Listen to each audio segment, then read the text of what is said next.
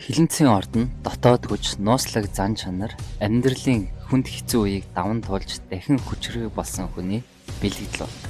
Өнөөдөр Хилэнцгийн ордны шивэсний талаар мэдж авах. Хилэнц нь өөрөө хүчтэй зан чанар, нууцлаг байдал, дахин төрөх чадварыг илэрхийлдэг амьтан. Тиймээс энэ ордын хүмүүсийг ихэвчлэн дотроо хатуу, мэдрэмжээ нууж чаддаг, нэг зөрсөн зүйлтэй тууштай хүмүүс гэж үздэг. Шивэс болгон биен дээрээ мөн хүлдэж байгаа учраас би ямар хүн бэ гэдгээ илэрхийлж байгаа хэлбэр гэж ойлгож болно. Хилэнцийн тэмдэг нь айдасгүй байдал, өөрийгөө хамгаалах хүч, урвалт, шархнаас босож чаддаг чанарыг бэлэгддэг. Дээрээс нь нэмээд хайр дурлал, үнэнч цан, хүчтэй мэдрэмжтэй холбоотой гэж үздэг. Ордны шивэсийг биенийхээ ямар ч хэсэгт яаж зохиомжлуулж хийлгэж болно. Ихэвчлэн минимал болон график төрөлөөр хамгийн их хийлэгдэг. За тэгээд өөр өөрсдийн дур сонирхолтой тааруулаад ямар ч зохиомжоор хийлгэж болно. Комент хэсэгт ямар ордны талаар мэдж авмаар байна үлдээгээрэй. За миний хувьд шивэсний 10 гаруй жилийн туршлагатай Япон улсын Токиод ирсэн монголчуудаа шивэсээ хийгээд явж байгаа. Миний ерөнхий баримталч гэдэг хэв маяг бол Аз чиглэл. Японд болон Токиод амьдардаг хүмүүс маань чатар мэдээллүүд аваарай. За тэгээ шивэсний талаар өөр сонирхолтой зүйлс мэдж авмаар байвал фоллоу хийгээрэй.